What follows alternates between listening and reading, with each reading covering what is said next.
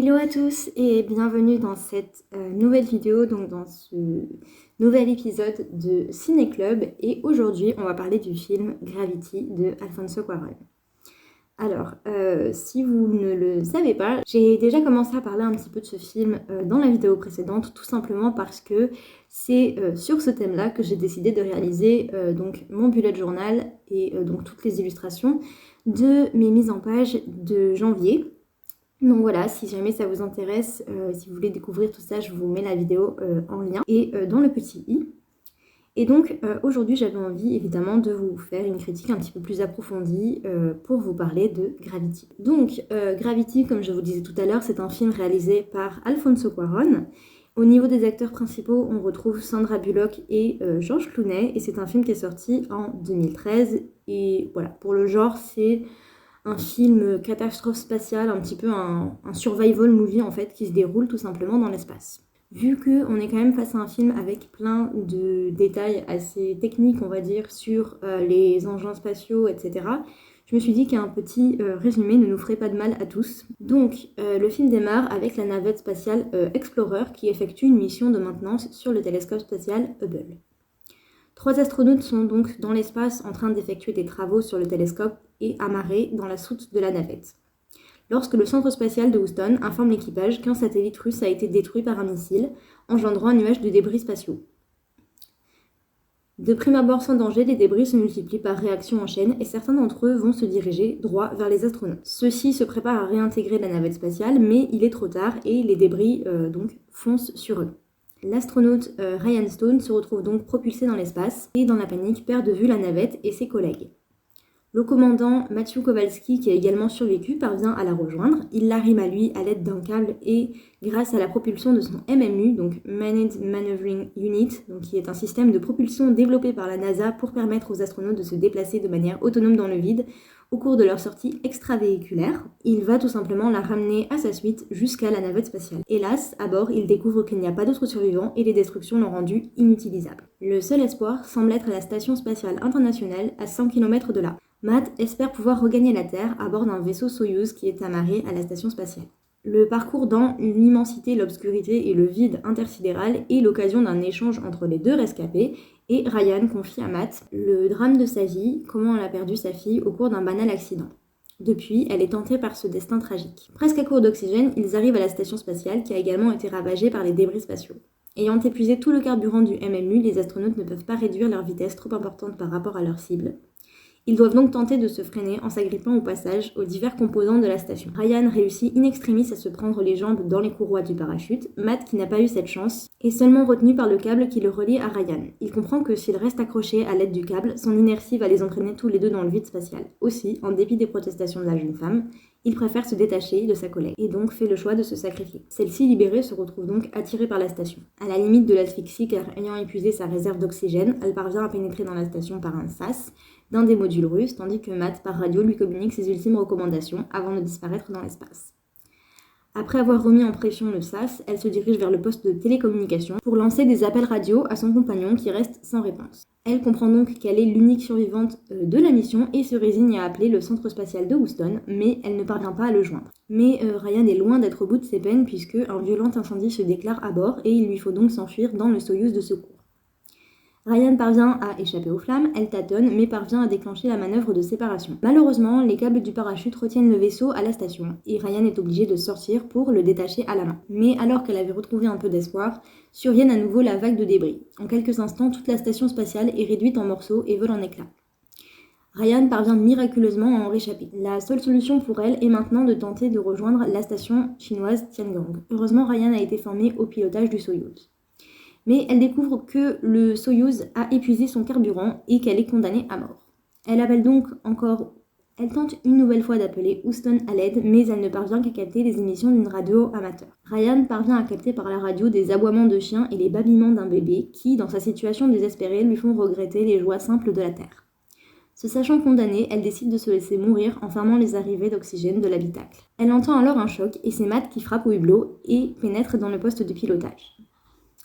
Matt suggère à Ryan d'utiliser les rétrofusées de freinage mises en œuvre immédiatement avant l'atterrissage pour remplacer les propulseurs qui sont inutilisables sans carburant. Matt disparaît soudain et Ryan réalise qu'il ne s'agissait que d'une hallucination car elle venait de perdre conscience. Elle reprend donc ses esprits et rouvre les vannes de l'oxygène. Elle parvient à actionner les commandes de séparation des deux éléments du vaisseau Soyouz afin de permettre l'allumage des rétrofusées. Quelques minutes suffisent à l'astronaute pour rejoindre la station orbitale chinoise. Elle s'éjecte dans l'espace alors que le vaisseau s'approche de la station Tiangong. Se servant en extincteur pour se propulser, elle se dirige vers la station spatiale chinoise et parvient à gagner le sas d'entrée. Aussitôt à bord, Ryan se dirige donc vers le vaisseau Shenzhou qui est amarré à la station. Alors que la station est en train de se désintégrer, elle se concentre sur les écrans, mais toutes les légendes, les boutons et les écrans sont en chinois.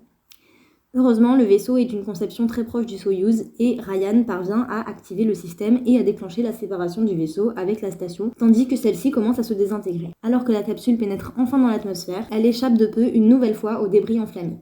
Le parachute se déploie, les rétrofusées entrent en action. Enfin, la capsule se pose dans un lac.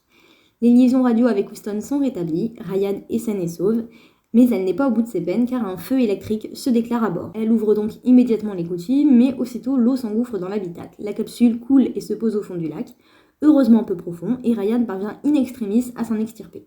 Encore lui faut-il parvenir à se libérer de son lourd scaphandre, exploit qu'elle réussit une nouvelle fois et elle rejoint alors la surface et de là regagne la rive à la nage. Elle prend alors pleinement conscience du miracle qu'elle vient de vivre et du fait qu'elle est tout simplement revenue à la vie et elle prononce un dernier mot en regardant le ciel, merci.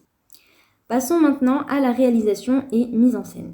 Donc Gravity est une véritable odyssée en immersion totale dans l'espace et une prouesse technologique fabuleuse réalisée par Alfonso Cuarón. Et ce film réussit vraiment à offrir un grand moment de cinéma, à émerveiller, à émouvoir et maintenir sous tension sans temps mort durant 1h30. Les plans visuels de l'espace sont d'une beauté et d'une majestuosité à couper le souffle. On va avoir vraiment à la fois un malaise qui est procuré lié évidemment au néant anxiogène et au silence glaçant, et on est aussi quelque part émerveillé face à l'immensité de la galaxie, ses couleurs, ses textures, ses flottements, etc. La tension dramatique du film est extrêmement bien retranscrite et ne manque clairement pas de prendre aux tripes à chaque visionnage. On sent réellement à plusieurs moments dans le film notre souffle se couper, nos muscles se tendre presque malgré nous. Les moments de baisse de pression nous font réellement l'impression d'une bouffée d'air frais et nous permettent de prendre le temps de nous émerveiller avant de replonger à nouveau dans la tension. On ne peut oublier d'évoquer évidemment la formidable et sublissime BO du film, aux tonalités graves, dramatiques, presque torturées, traduisant à la perfection l'angoisse qui gagne les personnages et la lutte qu'ils livrent pour leur survie. Une des immenses qualités du film à souligner est son réalisme, et ce à différents niveaux. Déjà, comme on nous le rappelle au début du film, il n'y a pas d'atmosphère et donc pas d'air dans l'espace, et donc le son qui est une onde n'a en fait aucun milieu de propagation, et donc voilà tout simplement pourquoi il règne sans cesse ce silence glaçant et oppressant dans l'espace. Donc vraiment le silence absolu dans l'espace est parfaitement respecté. Tout le scénario est vraiment réfléchi et recherché de manière scientifique dans chacun des éléments pour être au plus proche du réel, donc l'arrimage des différents vaisseaux, les problèmes techniques et impossibilités que rencontre Ryan, la façon dont les personnages se meuvent dans l'espace et la navette, les outils qu'ils utilisent, les commandes qui sont au final enclenchées en dernier secours, etc. On n'a vraiment rien qui est laissé au hasard. Les séquences émotions du film sont parfaitement dosées, justes, interprétées de façon crédible, émouvante et touchent le cœur des spectateurs grâce à Sandra Bullock et ses talents d'actrice indéniables. On ne peut bien sûr pas faire impasse sur l'aspect psychologique et analyse, on va dire, du film. Ici, l'espace, en fait, c'est tout simplement la représentation, en fait, de la mort, du vide, du néant intersidéral, qui est, en fait, tout simplement opposé à la Terre, qui, elle, est la vie, le lieu naturel des êtres humains. Le docteur Ryan Stone se retrouve donc au début du film en mission en orbite autour de la Terre et va lutter, en fait, durant toute l'histoire pour ne pas dériver et se laisser entraîner vers le vide spatial, à savoir donc la mort.